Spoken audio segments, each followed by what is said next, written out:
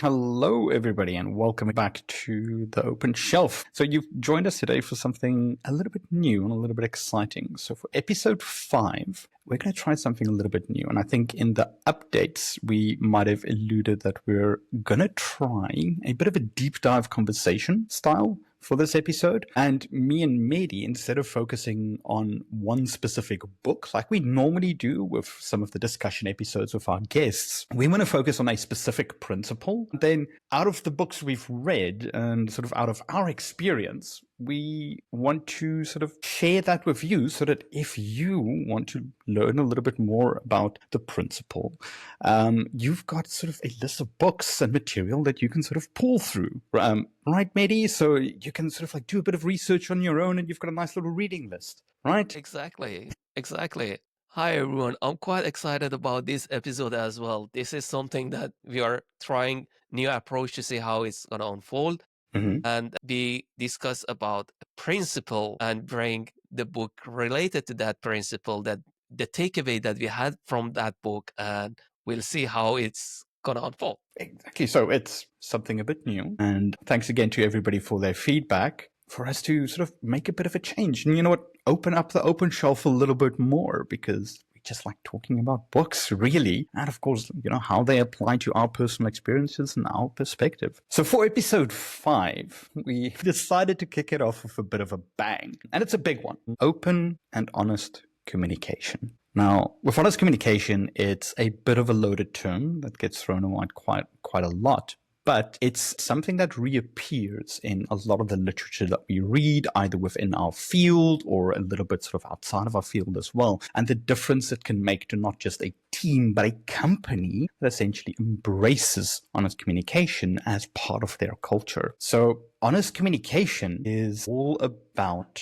being transparent and building trust that enables the sort of collective problem solving that we just as a society of human beings, need to do in very complicated ways. And of course, it's also this very tricky conundrum because people can handle truths, but it's also very different how different people, how different cultures sort of experience this as well. But how that truth can also better help us understand things in comparison to something like uncertainty and misleading optimism and our place within the wider world. And to kick us off, how do we build trust through honesty? How do we get a sense of that it's important? I think there's a very interesting book called The Hard Things About Hard Things, Mehdi, that there's a lot spoken about, doing some of these hard things in a way that promotes honest communication, right? Yeah, it's hard. The Hard Things About Hard Things by Ben Horowitz is one of the example that he experienced his personal experience, that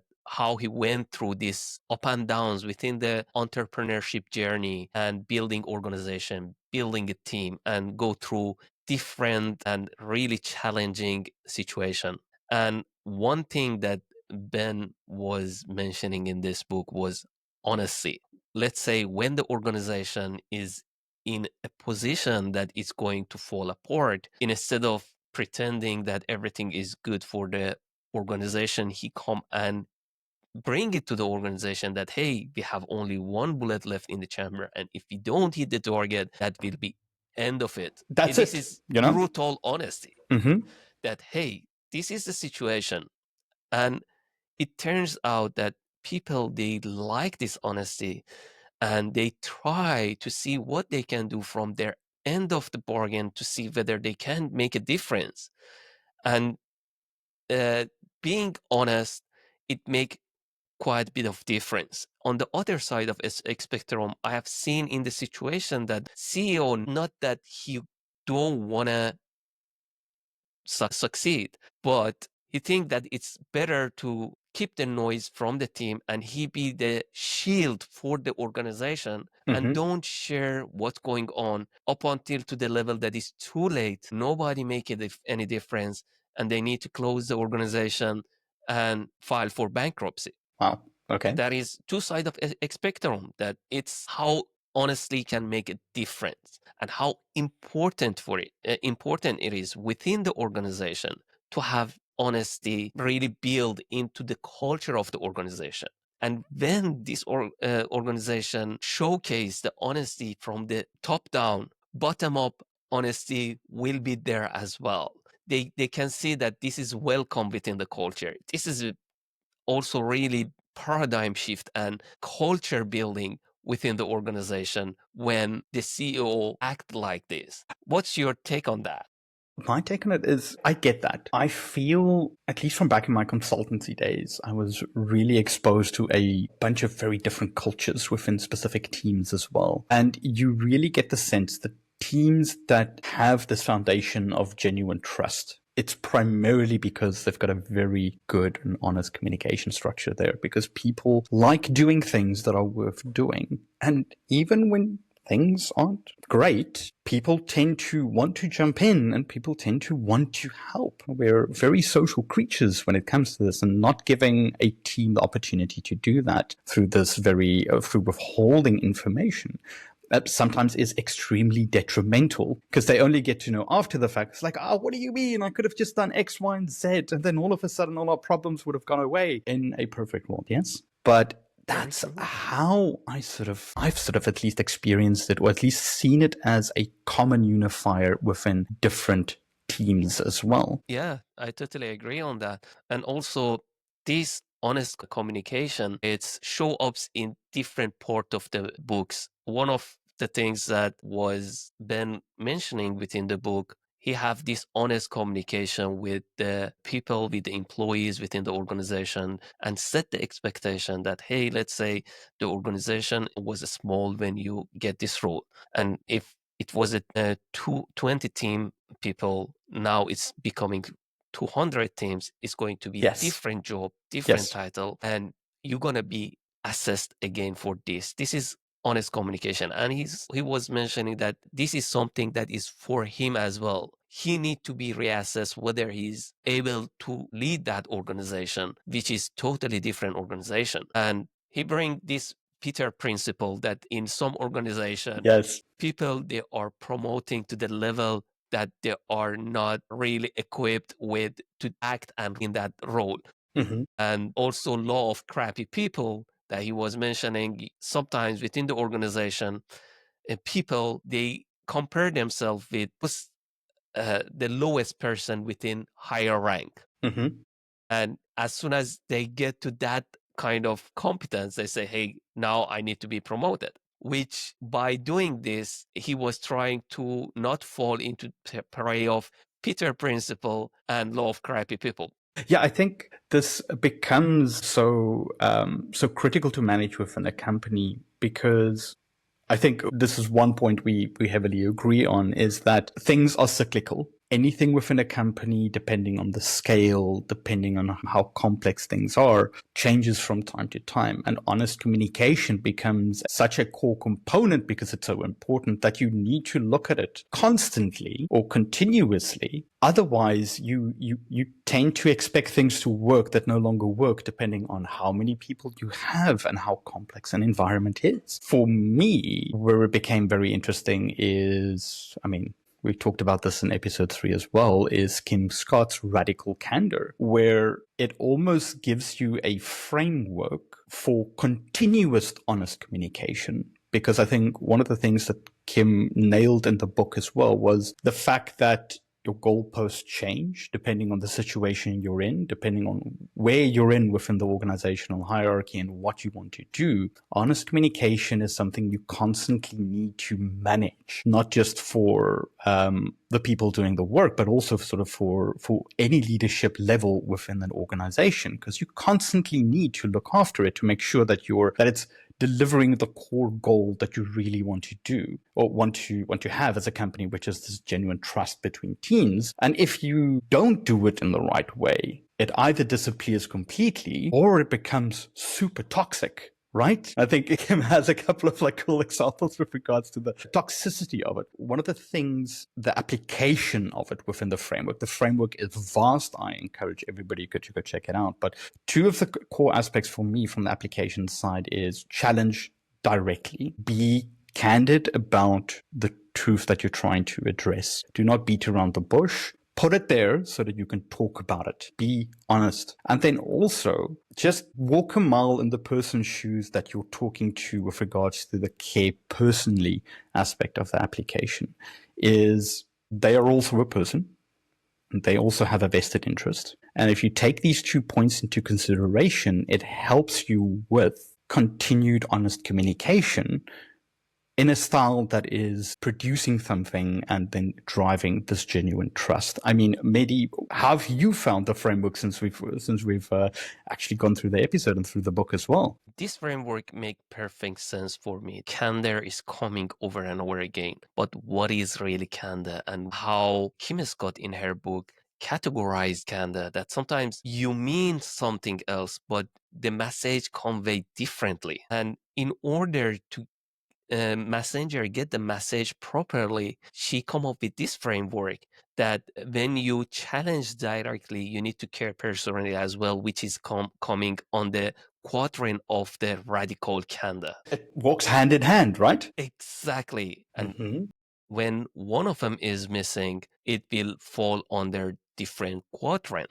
When you are challenging directly, but you're not caring personally, is going to be obnoxious aggression. Oh, and When we've all been in that meeting, hey.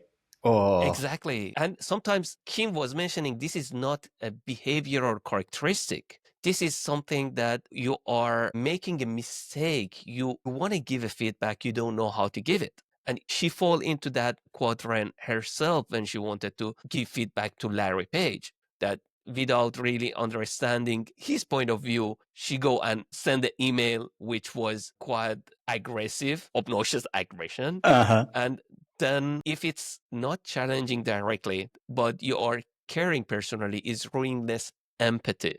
This is empathy that not good for the person. You are trying to have the empathy, but you're not challenging directly. It's going to be harmful. Yes, it It's going to is. ruin the person, right? It is. And I think Kim mentions that as sort of like being the unspoken feedback, you know? Exactly. It's a little bit of a tough time. I'm not going to bring up that, X and Y happened. And then you do that long enough, it just becomes a habit, because I think to a certain extent you start losing this sort of like, let's say, sense of transparency that not just you notice, but the rest of your team notices as well. And then once you've got the transparency is gone, how do you then solve that problem? And I think the framework for me is very, very important because it gives you a context of how to do this continuously. And I think it's one of those valuable things that you can every now and again just take the framework, look at your communication style currently, and then just see where you're finding yourself operate most of the time. Because again, it's a moving target. It's something you need to constantly do. And I think Kim just nailed it with regards to having a nice framework to then continuously do and hone your honest communication skills, which makes you, if you do apply that, lead with a sense of transparency, right, Mehdi? Because I think that's one of the core things that's also important within a company in the context of honest communication. Right? Exactly. And transparency is double-edged sword sometimes. That you want to be transparent, but at the same time, let's say when it's crisis, Jack Welch was mentioning, be as honest as possible sometimes because of the stake is so high. The lawyers and they don't let you to be that transparent, but push them to be as transparent as possible. And same goes for the organization. Jack was mentioning that it's like a telephone game, that if you are not be transparent, the news goes out, but the version that they get it is not the version that you want to convey. Hence, be transparent. Make sure that you are giving the news from your end. And this transparency will help the person and organization in large. There are multiple examples within also hard thing about transparency. Okay, interesting. Let's say when Ben was discussing about transparency, he was mentioning he had this person in within the organization that he was with him as a friend up until to a level that he was not really be able to be that executive anymore because the organization was larger. And he had this discussion. You can have your job. I understand your all the effort that you put for this, but at the same time, the role need to be changed. And this transparency and honest communication is essential in order to survive. This is not something that is kind of sometimes difficult, and in some situation you need to take into consideration so many factors. If you are in the crisis and you are really having some emotion, is it good to hide it? Is it going to be vulnerable in that moment? There is no certain answer in this situation, and you need to assess it accordingly. Sometimes in order for your team to have that, psychological mindset that everything is all right and they focus on the task in hand, you need to pretend you are calm even if you're not. And sometimes the stake is so high, you need to convey the message how it's high it is. And sometimes it's better to show to some extent that, hey, this is really freaking me out as well. Yeah. This is something that I think it's based on the situation. What's your take on that? I agree with you. I mean, we live in a world of gray, and coming back to the point of people like helping, and I think sometimes we underestimate how certain people might take the news. We're going like, oh well, if I heard this would be absolutely horrible. I'm not going to tell it to everybody because then that emotion that I feel, I'm projecting onto them as well. But the honest answer is we don't know how they'll take it. And there's no right way to do it, but transparency for the sake of transparency is a very honorable goal to have. And I feel that the emotions attached to sometimes of being transparent aren't necessarily correct, because we need to understand that we attach our own emotions also to that piece of communication, and it might not be the way that it's actually perceived. I think once you realize that truth, depending on the situation, figuring out how that should be played out, it should be played out, but how it should be played out, you can arm yourself a little bit better, especially in the day and age we are currently. There's a really, really hard things happening for us, not just within sort of like the technical and job market, but also economically. This transparency at least gives us some sort of grounding and some sort of control to understand what the situation we're in. And then also for companies is having people in a company that understand the issues currently being faced and that work together to sort of make sure that not just you as an individual, but you as a team essentially can survive, whatever situation you're being thrown at the moment. And is it hard? Oh, hell yes. So hard. It is difficult. Definitely, hey. Also identifying this transparency is necessary or not is another thing, because there are so many information, and sometimes is a noise. It's not Yes. about to just come and mention everything. Mm-hmm. Reducing noise is something also we need to keep into consideration. Like two quotes, it come to my mind.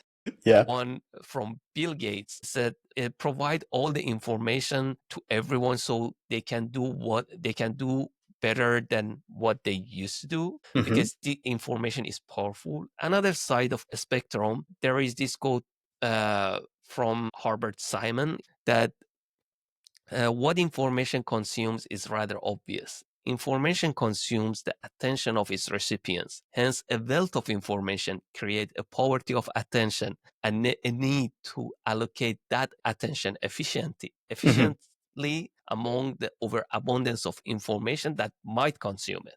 That said, like if we provide too much information in the name of transparency, might not be only helpful, but harmful. And I can personally resonate with that statement, because what I do for a living is try to provide as much information as possible to as wide an audience as possible. It's happened so many times where it's just too much. It's not tailored, it's not really understood, or it's not really digestible to that audience as well. So I resonate with that.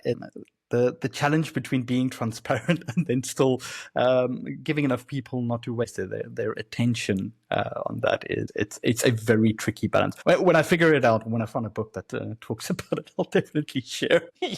I have not figured that out, by the way, just yet. It's But still a moving target. in general, being transparent is something that it's quite important for the organization. Also, it gives the message that it's okay to bring the bad news, Mhm. not shoot the messenger. Because when you know something is wrong, you can go and fix it. When you react to this stuff and don't show it, same goes for the organization. From bottom up is going to be the same behavior. And you come to know things really late stage, which sometimes had their bad impact already. In Google, one of the practices that they do in the site reliability engineering, they mention this blameless postmodern, that the emphasis Mhm. is on the blameless than postmodern, because they want to encourage people to come and share their mistake and how we can avoid it. It doesn't happen again. Yes. So I used to be a DBA in a previous life, and blameless postmortems was something that I was thankfully subjected to. The only difference was the fact that there was still a framework of accountability within these blameless postmortems, because you've essentially found something and you've defined the situation around a thing, and you're in the only position to try and fix it. So it's up to you to work with the people to essentially then come up with a solution, which so it doesn't take you away from the responsibility and accountability of what you've done. It just gives you a way to help that it doesn't happen again, which I think is super valuable, especially if we talk about, operational roles within company, especially within our technical field. The only thing that will happen is that things will go wrong. We can just try and be a little bit better, right? Exactly. and, Exactly. and Totally agree on that. so when you were talking about sort of like transparency and these kind of like blameless postmortems, is creating this shared space where you can have very honest conversations when emotions run very high and where being honest feels extremely risky. I mean, can you imagine some of those things where you go like, okay, so we had an issue. This client lost X amount of million. Who did what where? And then you're like sitting there going like, shit, do I now raise my hand and go like, oh yeah, it was me. I did a thing. I pushed through production, unfortunately, with the wrong config file. This is so hard to do. And there's a book called Crucial Conversations by Patterson, Gary McMillan, and Schwitzler that it's about how you handle conversations, how you drive honest communication in a situation where you have like very high stakes or a very high risk. And there's couple of interesting applications that they have. They talk about like starting with a mutual purpose. So let's use the example from Google, because I think it's perfectly something that I've lived so many different times in my technical career. Is when you start a blameless postmortem like that, you talk about setting a mutual purpose. Why are we here? We're here to make sure this doesn't happen again. We're here to figure out why this happened, how it happened. Then it's about sticking to the facts when you're in that conversation, right? You're saying it's not a personal opinion that the client felt that you broke something. What broke? How did it break? We try to separate emotions as far as possible from the situation in there. Then you can acknowledge that to a certain extent and say, listen, I understand you feel frustrated because team A or team B let you down. But your frustration is something we can address at a later stage. We need to figure out exactly where the ones and zeros didn't meet each other and where that breakdown sort of began. And then also it's about collaboration. If you make someone responsible for something like this and you essentially put them on a stage, it's a very vulnerable thing to do. What Crucial Conversation also teaches you is that there is a strong collaboration component to teams in general. And use that collaboration to your advantage. Is you're now saying, okay, so yes, you were responsible, you carry some accountability, but now it's up to you and the people in this room to go off and try work collaboratively together to make sure this doesn't happen again. Because you're addressing multiple things here. You're giving someone a out with your honest communication, making sure that there's some positive return into the team, but you're also forming new bonds between these team members, which indirectly influences this sort of like level of trust. What do you think, Mehdi? So, I really yeah. like that book. The examples that bring in that book is quite interesting. That is baked into us fight or flight mode for survival. That you need to bypass it is not easy. Overcoming this requires some tips and tricks which in this crucial conversation, they elaborate with quite interesting example, and being vulnerable, admitting to your mistake. This is part of the package that you need to understand. It's make a huge difference. And really high executives have methods and approaches that they can do this. They can bypass their emotion in a way that they wait and they don't respond by fight or flight. They digest the situation where we are, they extract the emotion out of it, and they try to communicate effectively. Yes. Another example that it was kind of related, like in extreme ownership, which is come to military and war and these things, sometimes when the stake is high and you need to lead the people, and each mistake might cost lives. And he was mentioning when things Talk about happen, high risk, right? Exactly. When things happen, at that moment, putting the blame and saying you did wrong, it's gonna cost more life. You just should see, okay, the mistake is already done. Now we are in this position. We cannot complain about it. What is the best things that we can do now? And keeping your calmness, acting like leader in a way that in that kind of ecosystem and environment is really big deal. And how they really overcome it and how they do it in crucial conversation, go in nitty-gritty details, give a lot of tips and tricks why we are doing this and how we can somehow control it to our advantage. Yeah. Crucial conversations for me is this whole the content of honest communication. Is if radical candor is a framework, crucial conversation is for me a very good leader into how you do that. I think specifically for me, the state frameworks, they talk about the specific technique where it's all about sharing your facts, telling your story, asking others their story, talking tentatively, again, emotional part, and then encouraging sort of testing as well. It has these really, really cool things that you can sort of take out of it as our listener. And even for me, this is something that I try to still practice and make part of my tool belt, which is always a little bit of a work in progress, right? Of course, this continuous improvement is something that is going to be there forever. We're never gonna get the pinnacle of achievement. And I think we never should, hey? That is the nature of this world. There is Exactly. no end. It is just keep going. There's just no end. If we talk about sort of honest communication in a nutshell, then we take it through these books that we've just discussed. I think there's always something I get wrong.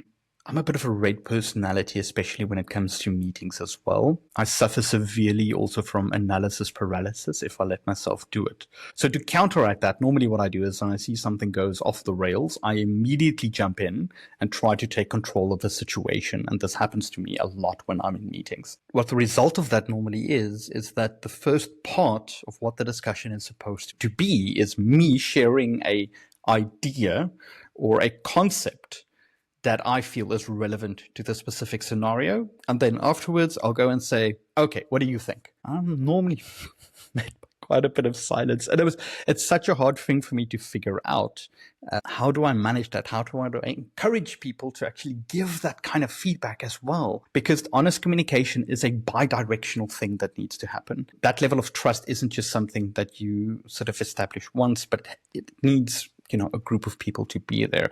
I trust myself implicitly, but other people is normally where you need to build these kind of things. To solve that for me, I took a lot of inspiration from Teach Yourself to Think by Edward de Bono. And it's this very practical guide that weirdly steers into the concept of honest communication. What he has in there is this concept of hats. So the concept of hats, I feel, helps you not just as a leader, but as someone that's just in a meeting to help set the context of the meeting and the conversation that you want to have. Creating this space where people feel comfortable with talking about hard truths and being fully transparent he has this concept of what's called a black hat. And I haven't tried it, but this is really something I want to try. Is I want to open up a meeting and say, listen, okay, so today what we're going to do is we're going to put on our black hat, which means without fail, the context of this conversation is going to be to talk about the risks and the constraints that we currently see with X, whatever the meeting's about. And everybody has to chip in with that.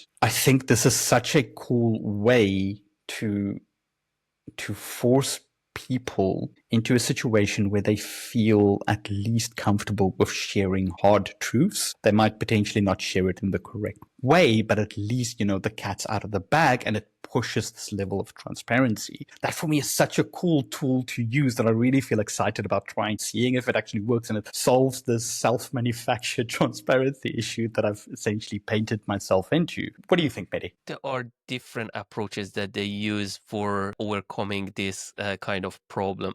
When the team is formed, usually they understand each other in a way that they know sometimes the feedback need to be required. Sometimes they need to ask the person, okay, let's other people talk. They have this mutual understanding. But when this not there are tools and techniques that can be used. Whether an object or something need to go within the meeting that only that person within the meeting is supposed to discuss when he have the object, so they give enough room to everybody to discuss Yes. about different ideas. Nice way of doing this. Another one, which is my favorite, Stephen Covey was mentioning so many people, they don't know how to listen. I think it was in the 7 Habits of Highly Effective People that he mentioned it. So people, they have tendency to make their answer when other people talk. They did not listen properly what the situation was. And when you don't know the problem, whatever you give is not going to be the solution because you don't even hear what the opponent says. And I have really difficult time to make this happen sometimes with other people, that make them listen what is the situation is. And listening is one of those skills that come with the practice, and you need to keep reminding yourself, am I listening to understand the situation, or am I thinking about the solution or the answer? And one of the technique that they use, they say you need to switch role. If you are for something and I'm against it, then we need to switch role to see whether we hear each other properly. Did we hear even what we are talking about? And this is come really, really handy. And in some cases, give you new set of eyes that, hey, this is, wow, now I understand what you're talking about. You have a point. This can have some risk, and this can have some side effect as well. One technique that Ben Horowitz used in the book Hard Things About Hard Things, he was mentioning that two departments, they get into full-fledged fight with each other, that nothing was working. Customer service and sales, they get into the fight and they, hey, you don't do your job. No, you don't do your job. And this is one thing that he did after watching this movie, Freaky Fridays. Yes. Ask them to change role. Okay, you have your mind, you're just changing your body. You go and manage customer service, you go and manage sales. Then when they go on each other's shoes, they understand what the other person talking about. This is something that is need to be done in order to be successful in a way or another. Like in winning Jack Welch and General Electronic, they build this mechanism that people, they can switch role and they see different part of the organization, how it works, which they give them really better vision to deal with and communicate with other departments. Yeah, I think there's nothing that changes understanding faster than having to do someone else's job, or sort of having to be within their position as well, and all of a sudden feeling their pain and their frustration. I've seen this play out multiple times in my career, and I completely agree. It's such a cool strategy to use to sort of walk a mile in someone else's shoes, because in that mile, you feel all of their pain as well. And you get this, again, just a sense of a wider perspective about what they're currently going through. And I think to an extent, that almost turns out to be the most honest communication that you can have. I think for me, also having recently gone through the hard things of hard things, the thing that came out of that for me was it's not a perspective that I can resonate with. I've never been in a very competitive startup scene the way Ben Horowitz was a CEO there. I've never been what he calls a wartime CEO. But when I now have to engage in an honest conversation with someone that is within that role, it gives me a very interesting I get to understand their perspective better, and I can rationalize a little bit more in my head why they think a certain way. And I think it removes sometimes some of the biases that I have when I speak to people within specific roles, within leadership or specific industries. Reading these books is not just about taking maybe a piece of information and trying to apply it in your life, but it's also trying to understand people within those positions, perspectives, what are the type of biases they might have, because the chances are quite high that you would encounter some of these people within your professional or personal lives as well. And it helps you drive that honest communication, right? Very true. Exactly. These are the tools that is your arsenal of tools. From each book, you can borrow a page and have your own book in order to deal with different crises. Your playbook, so to say. Yep. I love it. I would say the key takeaways here for me is this. Honesty builds trust. Being honest is hard. It's a very difficult thing to do, right, as well, but it's necessary. It's needed for that trust within teams, personally, professionally. It doesn't really matter. Making sure that you apply that continuously makes sure that it doesn't, that you situationally take honest communication into account. And I think this helps you then lead with a certain sense of transparency. What level of transparency? How do you need to apply it? How do you then need to drive that going forward as well? And then within that sense of transparency, how do you then practice being clear and direct? And then in the end, you need to live this. Living things, at least for me, is how I've experienced things to be a little bit more sticky than just reading a book and then stopping there. And I think out of the books we mentioned here, The Hard Things About Hard Things, Radical Candor, Crucial Conversations that we have, if we talk about winning, it's really apparent that we've got a lot of books and a lot of content that can help us with honest communication. And I really hope our listeners has found this at least interesting, at least insightful. It just gives you a little bit of excitement to explore and research new things. What we're going to do is all of the books we talked about here, we're going to put them within the description of this episode. We might have an interesting place to curate this information for you going forward within the next couple of episodes that we're super, super excited to share with you. But this is a challenge to you, our listeners, to have a look at the book. Some of the ones we've mentioned here. Think about how you've experienced situations where honest communication was good, maybe not so good, and seeing if you can either understand a little bit more about the situation and potentially walk away with a tool that could help you long term to have these conversations and these communication styles within your professional career. With that, I'm going to pass it over to Mehdi for some closing thoughts. Thank you very much. It was great discussion with you, William. I would love to close this chapter with a quote from Confucius, that I hear and I forget, I see and I remember, I do and I understand. And at the end of the day, that, as you mentioned, we need to really live that life to understand what is it all about. Preparing ourselves for that living, and when we come to that situation, we can act with it with better preparation. And I would love to also thank everybody for their lovely feedback. Please give us feedback. And if you would like to join us for a podcast, please reach out. We're more than happy to schedule some podcasts with you. Yes, I mean, we love talking about books. That's why we're here, Yes, Mehdi. exactly. As always, nothing but a pleasure, sir. Have a good one, Same everyone. here. Cheers. Goodbye.